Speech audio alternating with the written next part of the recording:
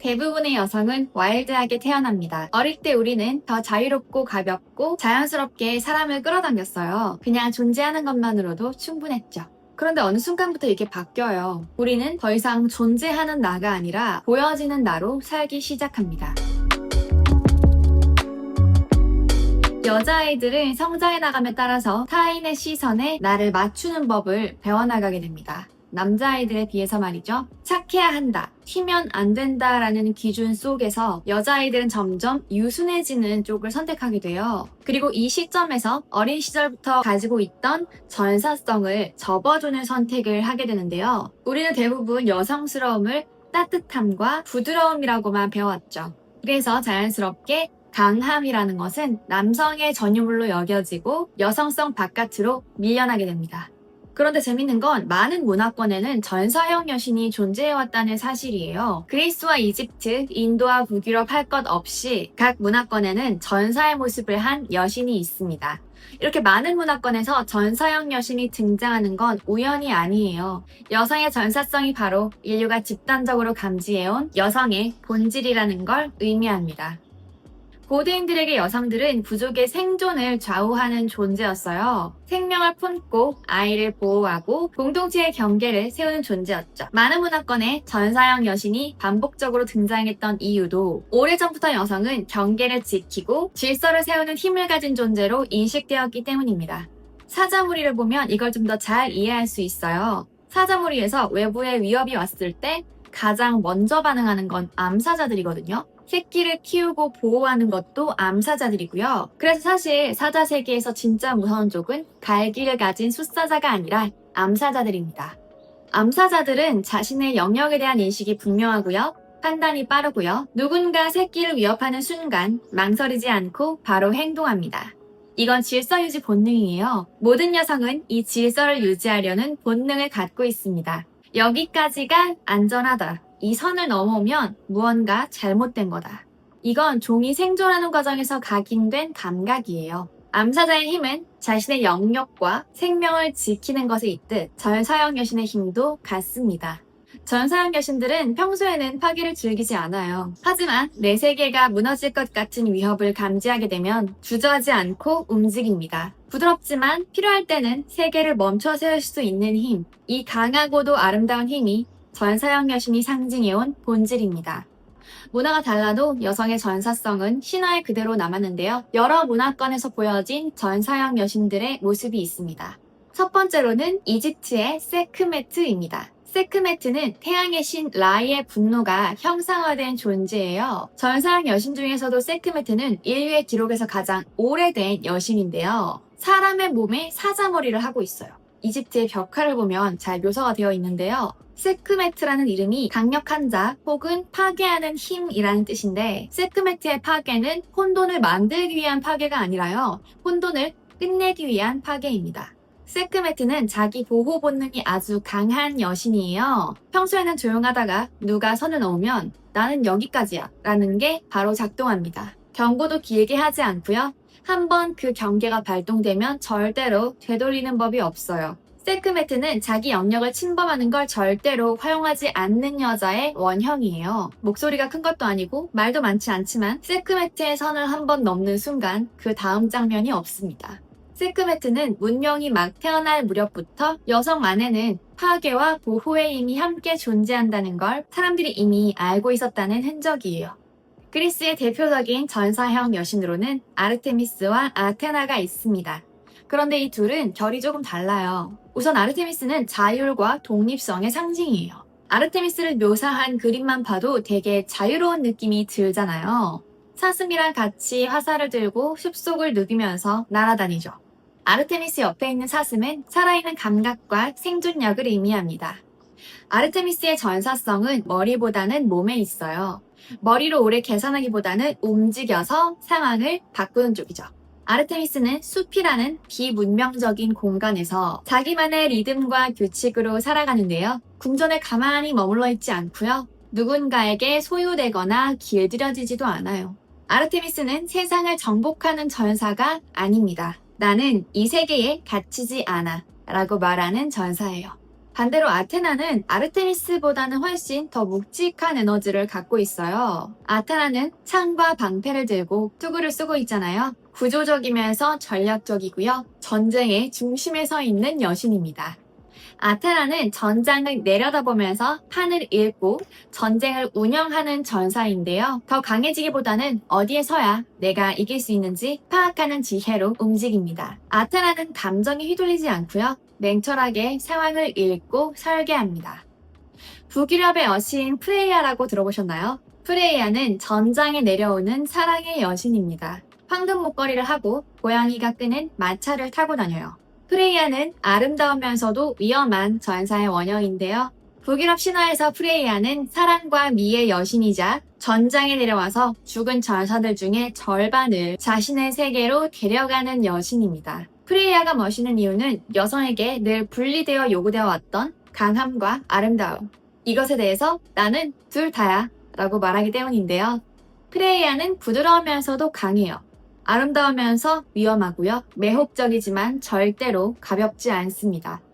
프레이아형 전사성의 핵심은 나는 나를 숨기지 않는다예요. 프레이아가 나타나면 그곳은 분위기가 바뀌고요. 거기에 있는 사람들의 선택이 흔들리기 시작하고요. 전장의 흐름이 바뀝니다. 네 번째로는 인도의 여신 칼리입니다. 칼리를 그림으로 보면 처음엔 되게 무서워요. 파랗거나 혹은 검은 피부에 큰 눈을 갖고 있고 혀를 길게 내밀고 있거든요. 그런데 그 모습은 칼리가 맡고 있는 역할을 상징하고 있어요. 칼리의 파란 피부는 밤과 공허, 무한의 시간을 의미합니다. 칼리라는 이름 자체가 시간이라는 어원과 닿아 있는데요. 칼리는 모든 것이 끝남과 동시에 태어남을 상징하는 여신입니다. 칼리가 혀를 내민 모습에는 두 가지 해석이 있는데요. 첫 번째 해석은 인간의 규범을 초월한 힘입니다. 인도 문화에서는 혀를 내민 얼굴은 수치와 광기를 의미해요. 사회적 규범을 벗어난 모습이기도 하고요. 품이 있는 인간이라면 절대로 해서는 안 되는 얼굴인 거죠. 그런데 칼리는 그 얼굴을 신의 형상으로 대놓고 하고 있잖아요. 이것은 칼리는 사회가 허용한 좋은 얼굴, 그리고 사회가 정해놓은 인간적인 규범의 바깥에 있다는 선언입니다. 칼리가 혀를 내밀고 있는 모습에 대한 두 번째 해석은 갑작스러운 자각의 순간입니다. 신화에서 칼리가 전장을 휩쓸다가 자기 남편 위에 발을 올려놓는 장면이 있어요. 그때 칼리는 내가 너무 멀리 왔구나 라는 걸 깨닫는데요. 그리고 혀를 내민 채로 멈춰 서는데요. 이렇게 칼리의 혀는 자신의 힘을 인식하게 된 그 자각의 순간을 의미하기도 합니다. 전투 중에 칼리는 여신답게 행동하지 않아요. 여성답게 행동하지도 않습니다. 그저 끝내는 힘으로 존재해요. 칼리는 질서를 끝낼 수 있는 존재, 인간의 규칙이 닿지 않는 영역에서 작동하는 힘을 상징합니다. 여성들이 삶에서 답답함과 무기력을 느끼는 건 전사성이 억눌려 있다는 신호예요. 내 삶에 대한 주도권과 선택권이 오랫동안 억눌려 왔다는 거죠. 나는 이제 나를 지키고 싶어. 더 이상 이렇게 살고 싶지 않아. 이런 생각이 올라올 때가 있잖아요. 이것은 여성이 더 이상 자신의 욕구를 억누르고 살 수 없을 때, 그리고 수동적 위치에서 벗어나고자 하는 내적 전환이 생길 때 겪는 현상입니다. 그래서 전사형 여신이 문화권을 불문하고 등장할 수밖에 없었던 거고요.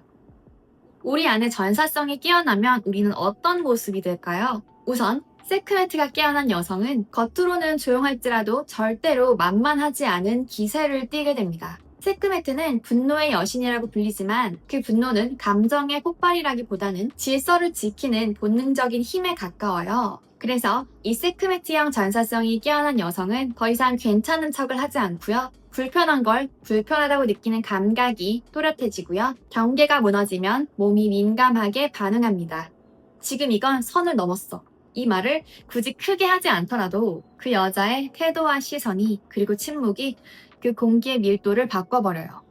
그래서 사람들은 자연스럽게 이 사람 앞에서는 함부로 못할 것 같다. 장난치면 안 되겠다. 이렇게 생각하게 되는 거고요. 세크메트의 에너지가 깨어난 여성은 남을 이해시키려고 애쓰지 않아요. 좋은 사람으로 보이기 위해서 자신을 깎지도 않고요. 부드러울 수는 있어요. 따뜻할 수도 있습니다. 하지만 절대로 가볍지 않아요. 아르테미스가 깨어난 여성은 자신만의 리듬으로 살아가는 힘이 강해집니다. 이미 만들어진 세계에 흡수되기보다는 자기만의 세계를 계속 창조해 나가는 거죠.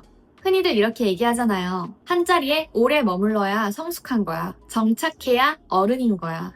하지만 모든 존재가 한 곳에 뿌리 내리는 방식으로만 살아야 하는 건 아니에요. 어떤 생명은 뿌리를 깊게 내리는 방식으로 살아가지만 또 어떤 생명은 계속 이동하면서 삶을 넓혀나가기도 합니다. 아르테미스는 후자예요. 아르테미스의 이동은 변덕이 아니라 방향 감각이 살아있다는 증거고요. 아르테미스는 그 움직임 속에서 생명력을 느끼고 더 자신다워집니다. 아르테미스가 깨어난 여성은 누군가에게 기대어 살기보다는 스스로 방향성을 잡고 싶어 하고요. 혼자 있는 시간을 두려워하지 않고요. 그 안에서 자신의 힘을 회복합니다. 아테나형 전사성을 한 문장으로 말하면 나는 판을 바꾼다입니다. 아테나는 흥분하지도 감정적으로 반응하지도 않아요. 상황을 읽고 설계하고 이기는 쪽으로 움직입니다. 이 아테나형 전사성이 깨어난 여성은 상황을 감정이 아니라 구조로 봅니다. 한 발 떨어져서 그 상황 혹은 관계를 바라보는 힘이 생긴다는 건데요. 아테나는 즉각적으로 반응하기보다는 한 박자 멈춰서 유리한 위치를 선택합니다. 그리고 필요 없는 전쟁터에는 들어가지 않아요. 아테나는 여성을 피해자 자리에서 전략가의 자리로 이동시킵니다. 매혹의 여신이자 전투의 여신인 프레이야의 전사성은 억눌려지는 경우가 많아요. 많은 여성들이 어릴 때부터 너무 튀면 안 되고 드러나면 위험하다라고 교육받는 경우가 많기 때문인데요. 그래서 프레이야의 에너지는 조심해야 할 힘으로 봉인되는 경우가 많아요. 하지만 이 에너지가 건강하게 깨어났을 때 여성은 더 이상 자기를 숨기지 않게 됩니다. 프레이야는 자신의 매력을 숨기지 않아요. 그리고 자신의 매력 때문에 죄책감을 느끼지도 않습니다. 칼리의 전사성은 더 이상 예전의 나로 살 수 없을 때 깨어납니다. 칼리형 전사성이 깨어난 여성은 실제로 커리어를 바꾸고 관계를 끝내고 이전의 자아를 떠나보내게 되는데요. 두렵지만 더 이상 익숙한 과거의 정체성을 붙잡을 수 없게 되었기 때문입니다. 칼리는 바꿀 때도 부드럽게 바꾸지 않아요. 한 번에 베어버립니다. 과거를 말이죠. 이전의 삶은 끝났어. 그 정체성은 죽었어. 칼리를 통해서는 변화라기보다는 해체를 겪게 되는 것 같아요. 칼리는 다시 태어나기 위한 죽음을 가져오는 여신이라고 할 수 있겠네요. 이렇게 다양한 여전사들의 모습은 여성은 경계를 인식하는 존재이며 삶과 죽음을 넘나드는 존재이며 질서를 유지하는 힘을 갖고 있으며 세계를 무너뜨릴 수도 다시 세울 수도 있는 존재이다 라는 것을 상징합니다.